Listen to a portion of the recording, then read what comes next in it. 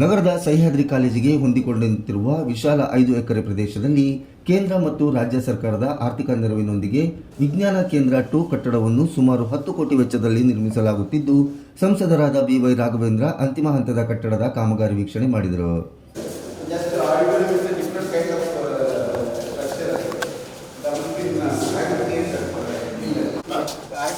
ಅದೇ ಲೆವೆಲ್ ಎಲ್ಲ ಇತ್ತು ಸರ್.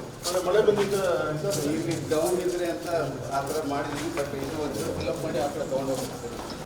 ಅತ್ಯಾಧುನಿಕ ತಂತ್ರಜ್ಞಾನಗಳನ್ನು ಅಳವಡಿಸಿ ಸುಸಜ್ಜಿತವಾಗಿ ನಿರ್ಮಿಸಲಾಗುತ್ತಿರುವ ಈ ಭವ್ಯ ಕಟ್ಟಡವನ್ನು ಶೀಘ್ರವಾಗಿ ಲೋಕಾರ್ಪಣೆ ಮಾಡಲಾಗುವುದು ಎಂದು ತಿಳಿಸಿದರು.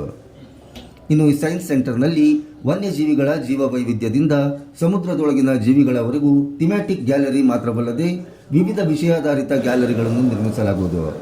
ವಿಜ್ಞಾನ ಕೇಂದ್ರದ ಮೂಲ ಉದ್ದೇಶ ಜನಸಾಮಾನ್ಯರಲ್ಲಿ ಹಾಗೂ ವಿದ್ಯಾರ್ಥಿಗಳಲ್ಲಿ ವೈಜ್ಞಾನಿಕ ಮನೋಭಾವನೆ, ವಿಜ್ಞಾನ ಮತ್ತು ತಂತ್ರಜ್ಞಾನದ ಬೆಳವಣಿಗೆಯ ಬಗ್ಗೆ ಆಸಕ್ತಿ ಮೂಡಿಸುವುದಾಗಿದೆ ಎಂದು ತಿಳಿಸಿದರು.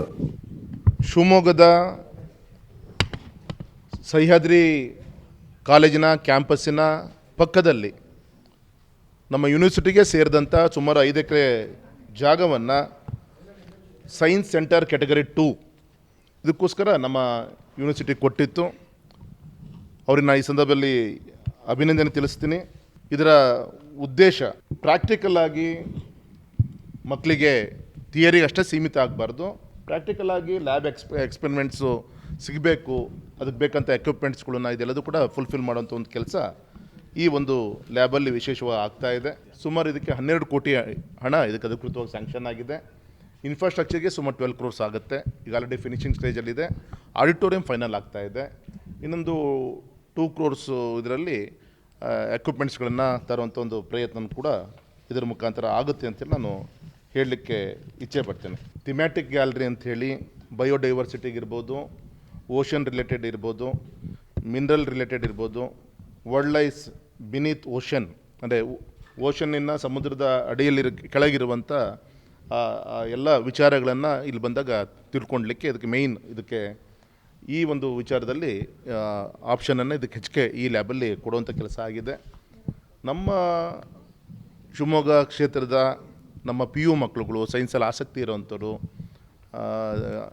ಅಂಥವರೆಲ್ಲರೂ ಕೂಡ ಇಲ್ಲಿ ಬಂದು ಇಲ್ಲಿ ಸಮಯವನ್ನು ಕಳಿಬೋದು ಮತ್ತು ಸಂಶೋಧನೆಯನ್ನು ಮಾಡ್ಬೋದು, ರಿಸರ್ಚ್ ಮಾಡಲಿಕ್ಕೂ ಕೂಡ ಇಲ್ಲಿ ಅವಕಾಶಗಳಿಗಿದೆ. ಸೊ ಈ ರೀತಿ ಯುವ ವಿಜ್ಞಾನಿಯನ್ನು ತಯಾರು ಮಾಡೋಂಥ ಒಂದು ಕೇಂದ್ರ ಇಲ್ಲಿ ಆಗಬೇಕು ಅನ್ನೋದು ನಮ್ಮೆಲ್ಲರದ್ದು ಕೂಡ ಅಪೇಕ್ಷೆ ಇತ್ತು.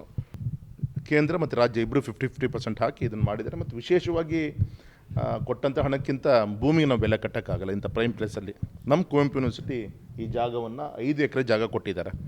ಹಾಗಾಗಿ ಇಲ್ಲಿ ನಾವು ಯುಟಿಲೈಸ್ ಮಾಡಿಕೊಂಡು ಒಂದು 2.5 ಎಕರೆ ಮಾತ್ರ ಯೂಸ್ ಮಾಡಿದ್ದೀವಿ. ಇನ್ನೂ 2.5 acres ಇದೆ.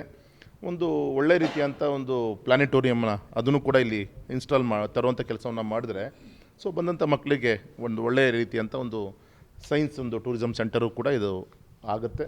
ಸೊ ಆ ದಿಕ್ಕಲ್ಲಿ ಬರುವಂಥದ್ದು ಲ್ಯಾಬನ್ನು ಇಲ್ಲಿ ಪ್ಲಾನೆಟೋರಿಯಮನ್ನು ಕೂಡ ಸ್ಯಾಂಕ್ಷನ್ ಮಾಡಿಸ್ಕೊಂಡು ಒಂದು ಅತ್ಯುತ್ತಮವಾದಂಥ ಒಂದು ಯುವ ವಿಜ್ಞಾನಿಗಳಿಗೆ ಒಂದು ಸಮಯ ಕೇಳುವಂಥ ಒಂದು ಕೇಂದ್ರ ಇದು ಆಗಬೇಕು. ಆ ದಿಕ್ಕಲ್ಲಿ ನಾವು ವಿಶೇಷವಾದಂಥ ಒಂದು ಗಮನವನ್ನು ಕೊಡ್ತಾಯಿದ್ದೀವಿ ಸರ್.